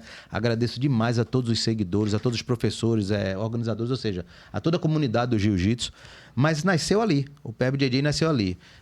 A partir daquele momento que eu disse, meu Deus, eu perdi a oportunidade de ter feito com o mestre, quem esperava o negócio daquilo, né? Então foi muito importante pra gente também, pra gente estar aqui hoje nesse trabalho, né? E é isso que eu falo. A partir dali, daquele momento, como é que da escola Gutenberg Melo vem nessa trajetória para cá? Pronto. O Guto, ele, quando faleceu, né? Ele já tinha, de certa forma, dado uma orientação para a academia, né? O Gutenberg, ele sempre deixou a academia muito aberta para quem quisesse sair e também para quem quisesse entrar. Ele costumava dizer que, vão-se os anéis, mas ficam-se os dedos. E assim, depois que o Guto faleceu, a princípio a gente teve aquele choque, né? Aquela perca muito grande e tal. Mas a base foi feita muito bem, assim, ela foi muito bem estruturada. E a gente teve aquele déficit, né? A gente perdeu alguns membros, sim. Mas Leon, junto comigo, com Robson, com Ciclope, a gente, de certa forma, vem mudando essa trajetória, né? E hoje eu acho que são 112 academias registradas no estado, né? Na federação. Sim, ao todo é 112. Ficamos em quarto ano passado. É isso que eu Então, assim, a gente, de certa forma, está se reestruturando. Tudo ainda não está do jeito que a gente quer. Ainda falta muita coisa, ainda falta muita organização, né? Mas eu sinto que a gente é um grupo unido e determinado. Somos a gente, né? O pessoal da Gutenberg, os cabeças, os líderes, a gente tem muita união. E a gente tá pensando igual. A gente não tem essa vaidade de dizer, é meu aluno, é meu, sou eu, Não, é o nosso grupo. Então a gente tem essa convicção e a gente sabe que se a gente trabalhar desse jeito, trabalhar direitinho, mais para frente, 2, 3, 4 anos, a gente vai estar aí assumindo o lugar mais alto do pódio. Se Deus quiser. História grande, raiz fortíssima, né? Fico muito feliz aí em escutar esse relato do senhor, que eu sei que é um dos grandes líderes da Gutenberg, né? E isso deixa a gente que gosta do jiu-jitsu, que admira toda a história do mestre da escola Gutenberg, fica muito feliz. Sim. E eu tenho certeza que isso vai acontecer e a gente vai estar muito feliz em acontecer, né? E Leon, professor, como é que tá Leon? Eu já, da última vez que ele esteve aqui, a gente acompanhou de perto. Sempre que ele chega, ele se coloca à disposição, tá ali lutando, o Leon, ele tá no Chile, né? Fazendo um trabalho muito bacana lá no Chile, na Gutenberg Melo Chile, que é em Santiago, tem Vina del Mar e Pichilemu. Isso. Que são essas 3 cidades que ele começou tá... até em Pichilemu, não foi? Não, ele começou em Santiago, foi em Santiago aí depois mesmo, foi para Pichilemu, tá. ele tá em Vina del Mar, né? Tive a oportunidade de ir lá também, conhecer a rapaziada do Chile, fui algumas vezes. Sim. Muito bacana, o pessoal muito receptivo. E o jiu-jitsu no Chile tá muito... Assim, aqui a gente teve old school, né? Isso. Lá não teve old school, não. Lá já foi o jiu-jitsu mais moderno. Lá se você tá rolando com... botou aquele cotovelão ali por cima da cara, os caras olham meio assim, isso pode? Como é? Né? Mas os chilenos, eles estão treinando jiu-jitsu, estão comendo jiu-jitsu. E o Leão tá muito bem lá no Chile, dando todo o suporte pra gente aqui, né? Leão é o nosso líder, né? Da equipe. E aí tudo que acontece é passado para ele dá um direcionamento, às vezes tira a dúvida, do cabo tu é mais experiente que eu, faço o que aqui, faço o que ali e tal. E aí a gente consegue, de certa forma, conduzir. E a gente inaugurou, o prefeito João Campos inaugurou com paz Ieda, né, de Leda. E aí abriu um dojo lá com o nome do professor Gutenberg Melo, que ficou lindo, tá lá excepcional, né? A gente conseguiu, de certa forma, estar eternizando o Guto. Exatamente. Eu ia falar a importância desse ato, não só para Gutenberg, para o jiu-jitsu pernambucano, né? Isso. A gente ter uma homenagem dessa o dojo, né, com o nome do mestre Gutenberg. Isso. E a gente, quando viu, ficamos extremamente felizes neste reconhecimento, né? Sim, sim. Que, foi impressionante. A gente tinha tido também na Federação Pernambucana uma etapa do Campeonato Pernambucano que foi feita uma homenagem também ao mestre, né? Foi. Feita uma placa, a gente cobriu lá pelo PEBJJ. Então, tem que realmente o mestre é eterno, então a gente não tem que sempre estar tendo essas ações mesmo, né? Isso. Tanto ele quanto o mestre Zezé Andrade foram pessoas que, assim, eu tiro o chapéu, né? Porque Verdade. eles viveram para o jiu-jitsu. E o Gutenberg ainda vivia pro surf, né? Que ainda gostava do surf e tal. Exato, né? Era uma vibe boa danada, né? Gutenberg era o cara, viu? Sério. Rapaz, que maravilha. Gutenberg era demais, cara. Professor, você falou em Leon, né? O líder, filho do mestre Gutenberg, né? Você acompanhou toda a trajetória do Leon, né? Desde guri, né? pirraia. Desde guri, né? Gabriel, botei no braço. Gabriel, 4 anos de idade. Isso que eu ia dizer, já pensou? Desde pequeno. Ali Eu chegava mais cedo, aí Marielle falava, do Cabo, os meninos estão indo no tatame, fica aí com os meninos que vai começar o treino. Ficava eu, Leon, Gabriel, Camila, pequenininha. E é onde eu dou aula hoje, né? Sim, é onde eu dou aula hoje lá. Sim. Veja só, eu acho que passa ali um filme na sua história. E eu fui a maior questão do mundo de assumir aquela sede. É verdade. Falou, a sede vai precisar de um professor seu avô. Mas eu não sei se passou por você isso, né? Uns anos atrás, aí eu tava com aqueles meninos ali na faixa verde e tal, não sei o quê, já começando, né, a ser gente na laranja, e a gente conseguindo dar um calor no menino. Daqui a pouco o menino toma um vulto assim, né? Que aí tá batendo na gente mais do que tudo. Você tem calma, essa hora e agora. Eu falo, sabe o que eu falo pra ele? Eu falo assim, eu já bati em vocês mais de 3.000 vezes. Mais de 3.000 vezes eu já bati em vocês. Então daqui que vocês vão bater em mim 3.000 vezes... Chegar 3.000 vezes, tem muito... Eu ganhei pra vocês. Come muito feijão, viu? Ganhei pra vocês. E eu posso negar rola, né? Eu não vou, não. Veja pra isso. Rapaz, Manolito olha pro cara cansado, olha pra você, a ponto faz... Bora, assim, ó. Foi assim, ó. Já viu isso, Túlio? É danado já mesmo. Viu pra isso. Falei, porra. Vem pra isso. Vá pra lá. Vou não, mano. Já passou minha cota. Já dei em tu mais de 3.000 vezes. Agora, daqui que tu chega isso lá... que eu acho interessante, né? Como o jiu-jitsu faz. É fogo. Leto, tem aí, Não. Tá bom, que você tava vendo aqui, eu pensei que fosse. Mas isso é que é interessante, a gente pega essa formação, né? E daqui a pouco tem uma fase na vida que esses meninos crescem muito, né? Mas o que gostoso, o que fica também é a questão do respeito. Não, sem sombra de dúvida, né? Sem sombra de dúvida, Os caras também, tipo assim, ó... O que eu fico feliz que eu digo assim, com essa, como é que se diz? Com o crescimento do atleta, né? Isso. A gente lá eu que sou como atleta da Grace Elite, né? Então eu peguei a fase de Davidson, se lembra de Davidson? Lembro. Davidson é excepcional atleta, rapaz. Sinceramente, poucos atletas eu vi com Davidson aquele potencial de estar nos Estados Unidos Unidos hoje na Gracie Barra. Davidson, mas assim, decolou mesmo. poucos eu vi, né, com aquele potencial dele, né? Então ele fala muito isso, né? Quando lá menininho lá e tal, novinho, a gente chegava. Outro menino também que eu vi assim foi monstro. Cirilo também, eu vi. Cirilo. Eu vi Cirilo também, moleque, né? Pirraia ali, na faixa amarela. Né? Daqui a pouco o Cirilo tava de preta, dando em geral. Excepcional, né? Deu um start ali, eu não sei se foi da azul pra roxa, que ele deu uma uau, né? Foi. E chegou o que é hoje, né? Um dos maiores atletas que a gente tem hoje, né? Na atualidade ali, competidor de alto nível, né? Até o próprio Felipe Andrew também, né? Também, naquela época, foram muitos, né? Chegaram ali.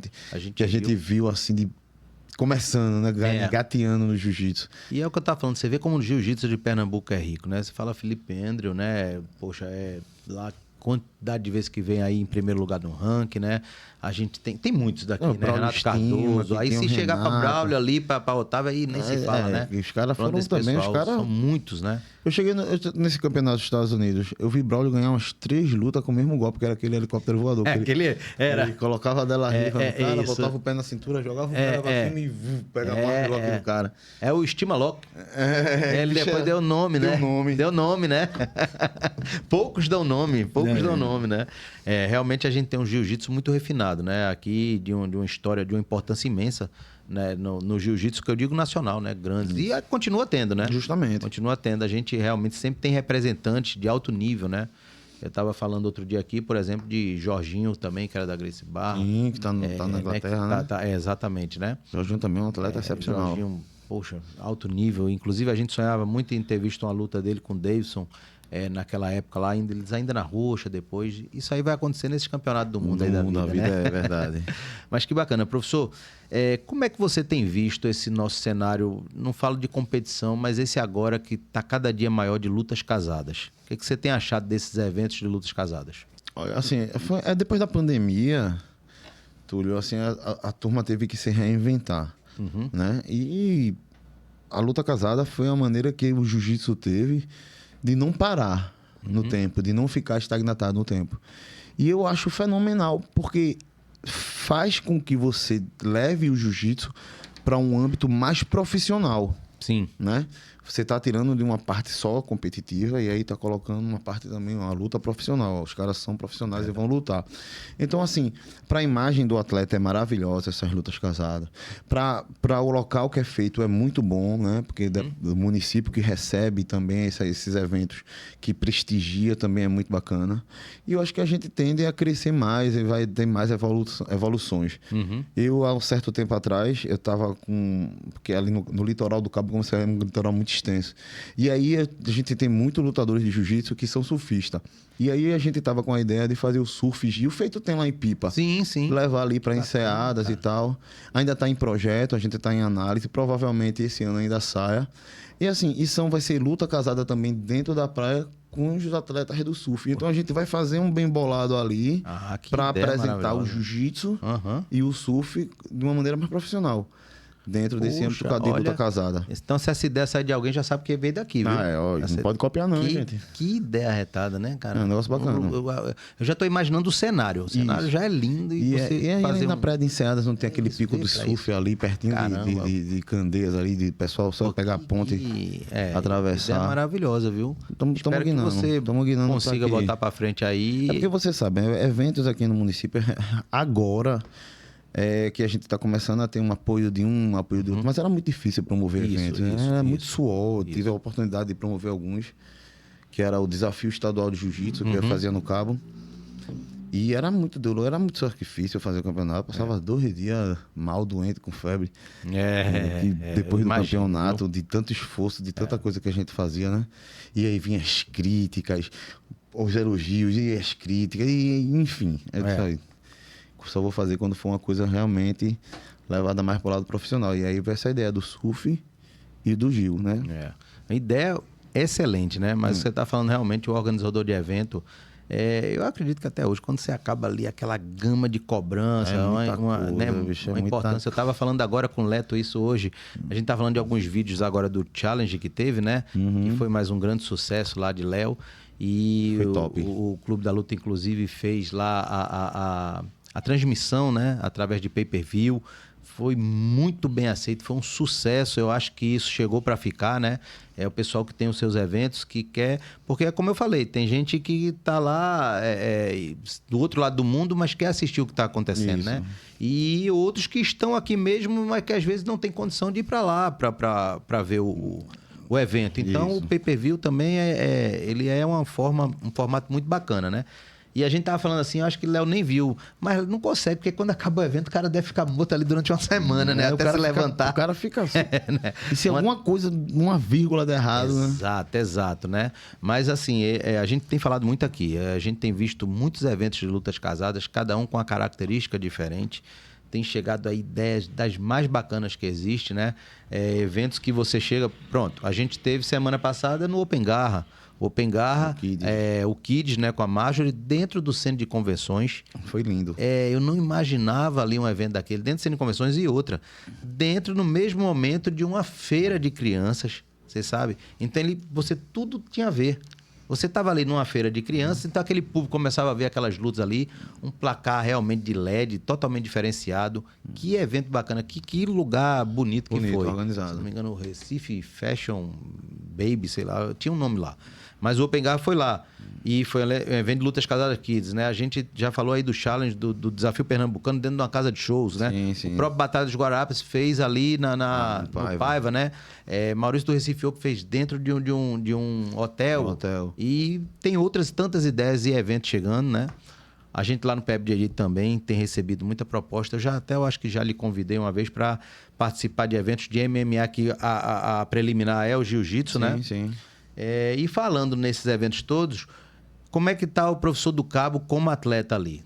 Tá aberto aí a convite? Esse ano, eu participei de algumas competições, Sim. certo? Mas não entrei 100%, não entrei focado. Eu acho que tá me batendo aquele espírito mesmo de treinador, né? Como é difícil ser atleta. Tá me batendo mesmo aquele espírito. Mas eu não vou deixar de lutar, tá? Eu vou até fazer um convite aqui, eu quero lutar com o Novaes. De novo. Ele limpo e eu limpo os dois. Quero lutar com você, viu, Novaes? Não é por nada, não. É porque você é um caba bom, um caba que tá sempre aí no esporte. Eu quero lutar com você de novo. A gente vai se pegar aí nas competições. Mas eu acredito que esse ano eu não vai mais lutar. Eu tô com uma lesãozinha no joelho, que é uma artrose, aí eu tô me cuidando e tal. E depois que eu melhorar dessa artrose, aí eu vou começar a dar um treininho mais pesado pra... Rapaz, mas essa luta aí, ela pode ser num evento de lutas casadas também. Pode ser até no quintal. Eu tô dizendo isso porque eu acho que é uma luta que tem aí muita gente querendo ver essa luta, né? De novo, e muitos que não viram, não tiveram oportunidade de ver, né? Eu já perdi pra ele algumas vezes, eu já ganhei, mas perdi também, né? E eu tô engasgado porque a última eu perdi. E esse que faz parte daí, ó. Eu quero lutar com ele porque... Rapaz, então eu vou aqui falar para tantos amigos meus. Isso que eu vou dizer. Tantos amigos meus, organizadores de evento, eu acabei de falar aqui sem pretensão nenhuma, falando realmente a realidade. Olha aí, que lutaço aí para vocês aí, olha. Aí, tá vendo? Professor do Cabo, professor Novaes, diz aí, Leto. Vai ter o challenge em março. Daqui para março, se tiver bom, a gente pode conversar com o Léo, né? Aí, ó, tá vendo? Vamos embora. Rapaz, eu acho que tem aí um pano, vai ser lutaço, viu? Mas tem que ser daqui pra dezembro, pra gente disputar a presidência na Lapada. Eita, porra, aí é danada. Faça isso não, porque tem muita gente pra entrar aí nesse negócio. Aí a gente vai ter que fazer uma chave ali, uma chave. Aí tem uma chave grande. Diz aí, Leto. Um abraço, meu irmão. Valeu, professor. Não, é justamente uma pergunta aqui, foi o que ele acabou de falar. Se fosse para marcar uma luta, com quem o senhor chamaria para desafiar? Quem o senhor chamaria para lutar? Novaes, né? Novaes. Então, realmente, vai ter. Essa luta já deixa realmente recuperar, deixar tudo certo, né? Inclusive, o professor Novaes, vale dizer que está agora nos Estados Unidos, que ele vai lutar lá o Mundial de Master, né? Bicho é punk. Ele tá fazendo lá um treinamento bem de leve, com ciborgue. Com ciborgue logo. Meu Deus do céu. Vê só. Rapaz, quando vi ali, Deninho, Não né? tem nada não, você treina com ciborgue, eu treino com Manolito. Eita, aí é pau, pô, é pau. Só tem casca grossa, né? Só tem casca grossa. Mas que bacana aí. Então, realmente, esse formato eu venho vendo, né? Que eu, particularmente, acho. Por isso que eu quis saber a sua opinião, que tem sido um sucesso muito grande. Sim, sim. Tem valorizado muito os atletas, né? Os eventos não só valorizam os atletas, mas também valorizam o público, porque, como eu falei agora, no challenge lá, no desafio, você estava lá, a gente se encontrou lá no desafio, ou seja, você tem uma proposta diferente, né? Numa casa de shows, um conforto diferenciado, estrutura muito bacana. Então, vamos lá que tá valendo, né? Sou super a favor mesmo, dou super apoio a esses campeonatos de luta casada. Acho muito importante mesmo. Professor, como é que você tem visto, na sua opinião aí, a evolução ou não, na sua opinião, do jiu-jitsu feminino aqui no estado? As meninas deram um show, né? As meninas aqui em Pernambuco deram um show, né? De atletas, de número de competidoras, né? Do nível, né? Que as meninas estão lutando. E assim, eu hoje em dia, eu sou prova viva do preconceito que se tinha de mulheres praticar jiu-jitsu, né? Sim. Então, principalmente numa cidade do interior. Então, hoje em dia eu tenho várias alunas, né? Várias mesmo. Então, tem Isis, que foi minha primeira faixa preta como mulher. E assim, eu vejo que as meninas, ela tá cada vez mais fortalecendo e tomando conta do cenário. Acredito que daqui a um tempo, mais pra frente, o jiu-jitsu feminino vai estar bem pareado com o jiu-jitsu masculino. Tem crescido e a gente tem atletas aí maravilhosos. Né? Nível, né, nacional e internacional, né? Não é à toa Mica, o sucesso que Mica, né? Mica, ela quem acompanhou da trajetória difícil, rapaz, vendendo ano, correndo ali, fazendo uma coisa ou outra para conseguir lutar os campeonatos. Isso. E conseguir chegar lá e dar aquele show, né? E hoje em dia, poxa. E Mika é uma vencedora, né? Totalmente. Mika, ela passou por aquele probleminha de depressão, de ansiedade e tal. Isso. E aí, através do jiu-jitsu, conseguiu sobressair e virar campeã brasileira, campeã disso, campeã Vencedora daquilo. no tatame e na vida, né? Mika Grande é um inspiração, exemplo. grande As inspiração. meninas, justamente. Ficou de vir aqui no final do ano, inclusive aqui no podcast, ficou da gente conversar com ela e falar um pouco dessa linda história, essa trajetória. E como é que tá lá a questão do jiu-jitsu feminino, assim, de competição também na sua escola? Sim, a gente tem uma equipe feminina. As meninas hoje em dia estão muito mais interessadas nas competições do que os meninos. Tem um grupo feminino que elas se organizam de 2 vezes por mês, e elas treinam entre elas, se confraternizam, tiram dúvidas, uma ajuda a outra em relação a melhorar dentro do jiu-jitsu, né? Elas são bem ativas no jiu-jitsu. Porque, assim, porque com esse grupo de jiu-jitsu, ele abrange todos da GM. Então, tem as meninas daqui de Recife, tem as meninas do Cabo, Perfeito. tem as meninas de Ribeirão, tem as meninas de Escada, tem as meninas de Pojuca. Então, assim, elas conseguem interagir, marcam um treino entre elas. E aí fica um negócio muito bonito, muito bacana mesmo. Eu tô falando assim, eu não sei se o pessoal já sabe, o público, mas o coletivo feminino do jiu-jitsu feminino está se organizando para poder trazer eventos voltados para o público feminino exclusivo, como teve há tempos atrás. Sim, sim. A gente teve esse ano o Open Fiona, que foi um evento exclusivo feminino, né? Nós tivemos a Copa Entre Elas também, com o professor Beto Tartaruga e o professor Cid. Mas teve a parte feminina ali adulta, e na infantil teve também alguns meninos, né? Foi ali mista. Sim. Mas o coletivo feminino ele vem forte para no ano que vem trazer eventos exclusivos, como a gente teve anos atrás, aí quando a nossa amiga Carla, Marília, né? Poxa, tantas outras, Elisa, tiveram ali juntas com tantas outras meninas fazendo aquele trabalho, né? Então, estou falando isso porque em breve essa força tende a aumentar ainda mais. Com grandes eventos. Gente da Gutenberg está completamente a favor e apoia a causa feminina. Maravilha. De 100%. Pode ter certeza que tanto o Leon, quanto eu, quanto outros professores da Gutenberg, a gente tem todo o apoio ao jiu-jitsu feminino e, inclusive, incentivadores, né? Somos incentivadores para que elas continuem treinando, para que elas possam dar seguimento também. Até porque fortalece o jiu-jitsu também, né? Professor, dentro dessa história que eu falei do jiu-jitsu feminino, me veio na cabeça o seguinte: lá na sua escola, no Gutenberg, vocês ainda têm também aquele pedaço do jiu-jitsu raiz de defesa pessoal? Sim, sim. Treinamos defesa também pessoal. Treinamos. Treina, né? Inclusive, o treino de ontem, na Estação Cidadania que eu dei, foi só defesa pessoal. Sim. Então, a gente sempre promove, sim, um treininho de defesa pessoal, pelo menos 2, 3 vezes por mês, né? Treino só para isso. Porque, assim, de que aprender a se defender, é melhor jiu-jitsu você saber e não usar do que não saber e precisar e tá, né? É verdade. Uma situação difícil.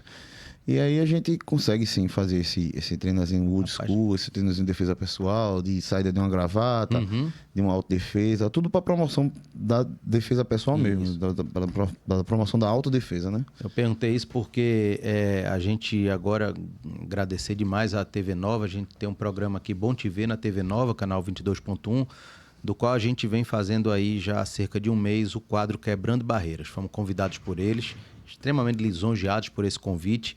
O jiu-jitsu conseguir chegar na televisão. Sim, televisão aberta. Para a gente é importantíssimo, né? Para o público geral conhecer o jiu-jitsu. A gente aqui tem o nosso público das artes marciais, tão importante, né? Mas aqui o pessoal já sabe mais ou menos o que é o jiu-jitsu. O público geral muitas vezes não conhece, né? Isso. E a gente teve agora na última segunda-feira, inclusive está no YouTube, um programa voltado para a defesa pessoal feminina. Você veja que importante, a gente está aqui fechando Outubro Lilás. Outubro Lilás é justamente comemorar, quer dizer, é um mês voltado para o embate contra a violência feminina, né? O feminicídio, né? E exatamente nesse mês agora, a gente acaba de completar 18 anos da Lei Maria da Penha, que foi sancionada. Então, tudo tem a ver com essa questão de defesa pessoal feminina. Eu costumo dizer, nas oportunidades que eu tenho, o seguinte: não é que vai resolver, mas vai minimizar muito aquelas possibilidades de agressão, né? Isso. E maximizar, sem sombra de dúvida, a sua chance de defesa, né? Isso. Leto, você está aí? Tem pergunta. Tá bom. Geisa Silva. Professor, na sua opinião, o que o senhor tem a dizer sobre as mulheres trans na categoria feminina? Assim, é um assunto muito delicado, Geisa, né? Porque A minha opinião, ela não quer dizer que seja uma opinião certa, que seja a opinião que tem que valer.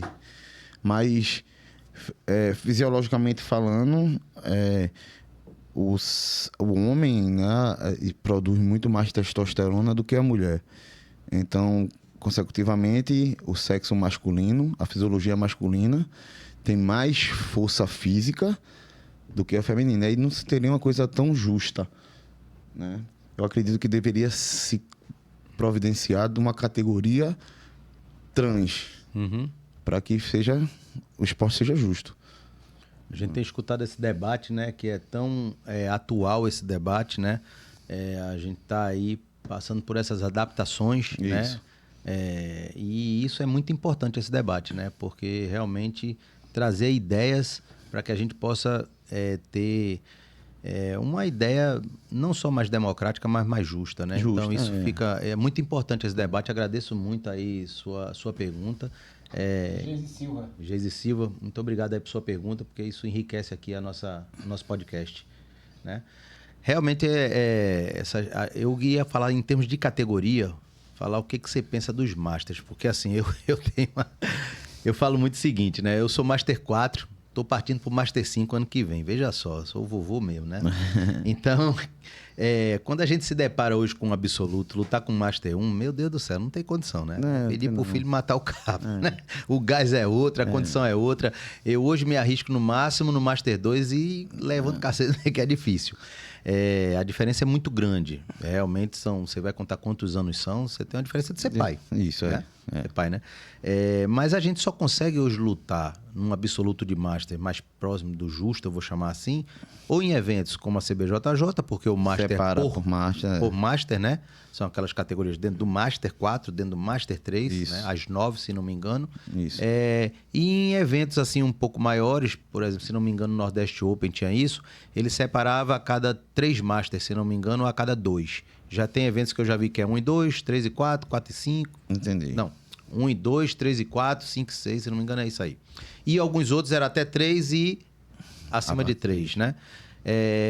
Eu sei que a grande dificuldade hoje aqui disso talvez seja o número de atletas, né? Número de atletas, mas eu tenho visto muitos atletas Master, muito. Faixa preta, sem sombra de dúvida, a gente fala muito aqui. Eu acredito que a faixa preta Master é muito mais complicado que o faixa preta adulto. É. Né? Você acha, professor, que a gente consegue chegar nessa condição de ter absolutos com reduzida essa disparidade de idade? Acredito, Túlio, acredito que mais 2 anos... Se a federação fizer um trabalho de captação desses Masters, a gente já consegue partir isso do Campeonato Pernambucano do ano que vem. A partir do Campeonato Pernambucano do ano que vem a gente já consegue. Mas precisa captar, precisa fazer com que o cara venha competir, né? Verdade. Porque muitas vezes o cara vem competir.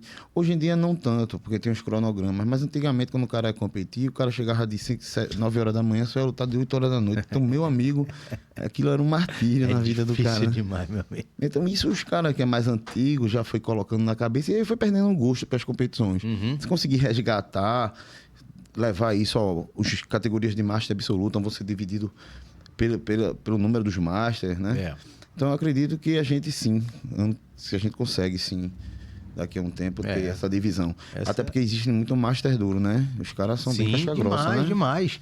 É isso que eu tenho visto. Eu digo assim, a categoria de Master é impressionante, né? Muito casca grossa. Você chega ali, tem muito Master aí que vai ali para adulto e faz estrago. Porque assim, eu sei que existe diferença, mas quando você chega ali no Master 1, que teoricamente tá próximo, rapaz, tem, né? Pessoas ali que são cacete, né? Em todos os aspectos, né?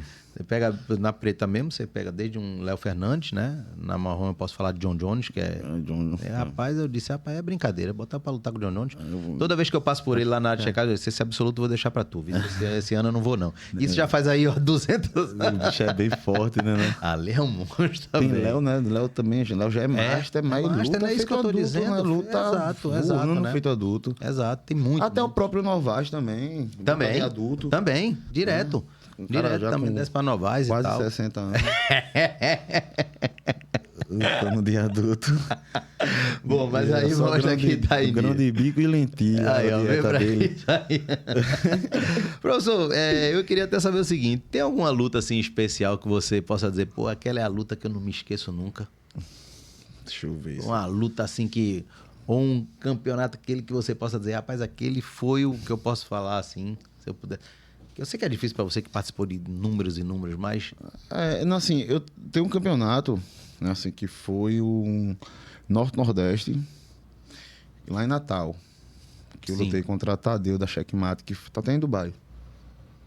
Foi um lutaço. Né? Eu perdi. Uhum.